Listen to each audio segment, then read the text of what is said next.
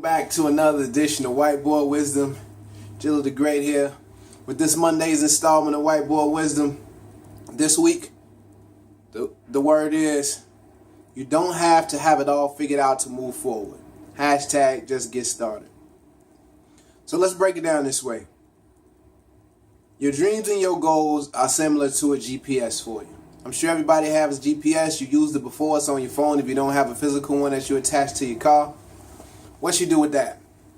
You plug in your destination, it charts you a course, and then you go about your merry little way. Now, let's say I'm on 73rd and Laughlin. I want to go to Rainbow. Let's say I want to go to Fat Albert because it's a little longer distance. So I set that destination. GPS uploads my course. Now, I don't know the actual journey. Let's just say I don't, although I've been there millions of times. Let's say I don't know the actual journey to that location, Fat Albert's. I leave the house. I'm coming down Laughlin. I get to 72nd and it say bust a left. The road's out on 71st. So bust a left on 72nd, bust a right on Ashland, and it takes you there. Like any other GPS, you don't know where the journey going to take you, but you know what the destination is. You trust the process. So in life, it's the same way. Your dreams and your goals should be your GPS. The things that you do, you should filter through, is it going to get me closer to my dreams and goals, or is it going to get me further away from my dreams and goals? And of course, the right thing to do is I do it if it does get me closer, but if not, I won't. Although it don't really happen like that all the time, truth be told. Now, as you're riding with that GPS, like I say, you enter those, you might reach some setbacks as far as that road is out on 71st, so bust a left. In life, you have those same setbacks, those same obstacles. What are those? You might lose your job, so you stuck with no income at the moment. You might break up, get a divorce, you leave your spouse. Your spouse might leave you. Your significant other might decide to leave you because for whatever reason. You never know what that is. Also, you can have a death in the family. That rock people to the core when you leave, depending on how close you are to that person, that rocks you to the core. Similar to my granddad leaving and going on, set me back a little bit because it was hard to deal with looking at or knowing that the person I looked up to my whole life was no longer there. But eventually I had to get up, get back on the horse, and keep it moving. Now think about this. Why is it that you're scared? What's that fear about?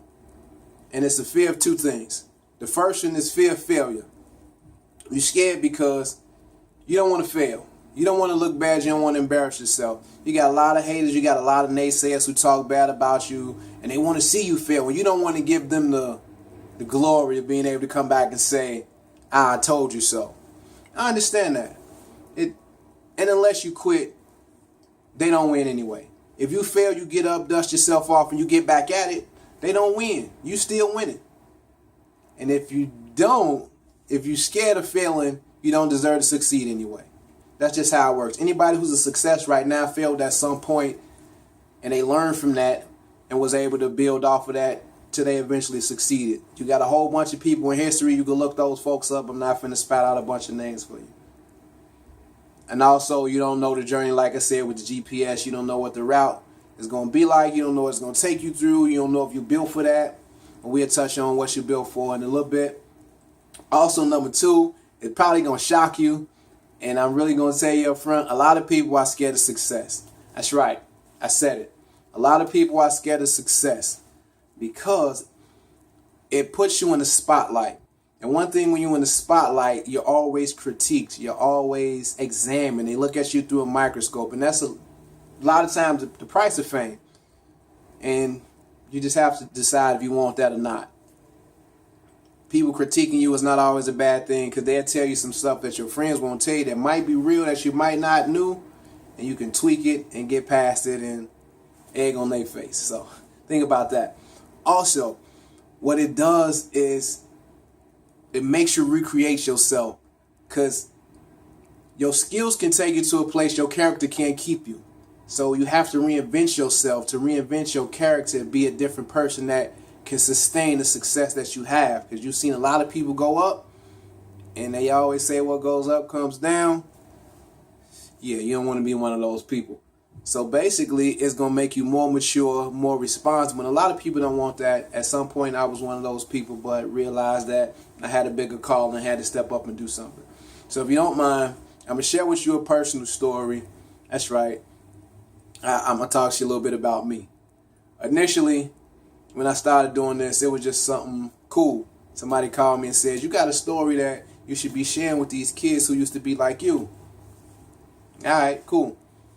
Now, at this point, I've been doing the inspirational speaking. I don't really say motivational because motivation wears off, and I want to inspire you. I want to light that pile of light that's inside of you to where you can get up and start doing it yourself. You don't need me to motivate you. You don't need the words from me to get to where you need to be. So, I want to be able to do that. Now, I do it at schools, different events, community centers, some church events, at work, any environment I'm in. I'm kind of imparting some wisdom on some people if it's something that I've been through. I'm not just randomly talking, although I like talking. So I've had some people say, yo, G, you should start a channel, man, with that. This could help a lot of people. And I'm like, I know Mark Gronick was telling me, a couple other young ladies, a couple guys at work, hey, you should start a channel. And eventually, well, the initial moment, I was a little bit frightened at that. Just the thought of putting something out that could be critiqued. What if don't nobody listen to it? What if nobody really cares? My goal is to reach 1,000 viewers, just so 1,000 subscribers, just to let y'all know. My goal is to reach 1,000 people. It's probably people right now that's tuning off. They watching it, tuning it off. No big deal. So what I thought was, hey, make it for that one person. If you've been helping one person at a time, that's how you make a drastic change. You help one person at a time. So that one person might help somebody else. That one person you help might share the information you gave them. That one person helps another person. Like when I put up the post today about just getting started, a couple people was like, hey, I needed to hear that. Thanks, I needed that. That was a great perspective. One young lady shared it with her family. She tagged 3 or 4 other people on that.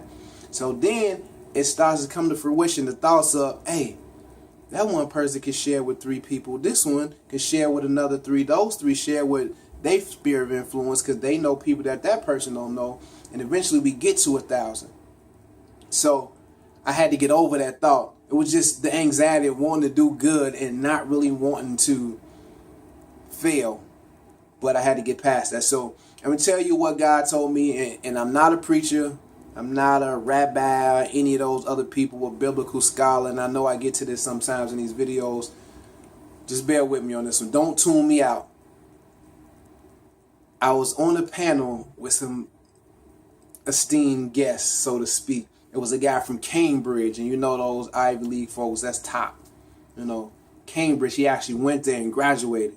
I was on panel with this preacher who's he doesn't have a mega church, but he has over 1,500 members in his congregation. And then there was another college coach who had won 3 championships. And then there was little old me from Inglewood, graduate of Simeon Vocational High School. Shout out to the Wolverine. But it was just me. And then I was feeling some kind of way, almost inadequate. And God was like, look, everything that you need to succeed is already in you. Everything that you need is already in you. What he said was, I gave you that vision. So, of course, I'm going to give you the provision to make it happen. And I was like, all right, cool. After the end of that, those guys was coming to me like, man, I really like the way you presented, blah, blah, blah. And they was talking to me, getting my information. So I felt cool. And it was great to just have that feeling. So this is me telling you that same thing. Everything that you need to succeed is already in you. It's already there. You don't need all of the details outlined. You don't need like a syllabus to life to tell you where you're going. You already know where you're going. Just get started and enjoy the journey, man. Enjoy the journey. Life is not a destination anyway. It's the journey. So you should relish that moment in the journey of becoming that person that you're supposed to be in the beginning, and when he thought you would be to begin with. So, hope that helped. Like, share, comment. You got any comments or suggestions, let me know. Always here if it's something that you want me to talk about.